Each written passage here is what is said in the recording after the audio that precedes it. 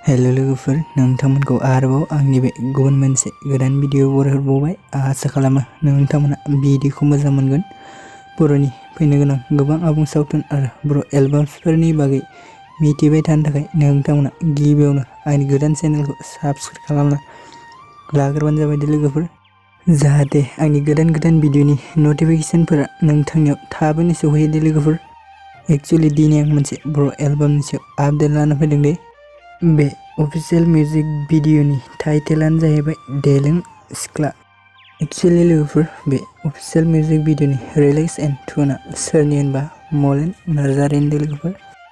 बे मिउजिक भिडिअनि आर्टिस्टफोरानो जादों टुनटुन बर', भुमिका, मनालिसा, दैजिरि, खनजिमा, प्रेमिता आरो प्रणति।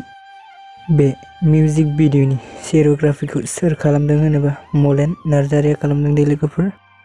स' लोगोफोर, बे अफिशियल मिउजिक भिडिअनि प्रडिउसारानो जादों अर्जुन बर'। बे मिउजिक भिडिअनि डब एन्ड पस्ट प्रडाक्शना सोरनि होननानै बुङोबा दैमासा दैमारिनि दे लोगोफोर। मेकआपखौ खालामदों मेरि मार्लिन बर'।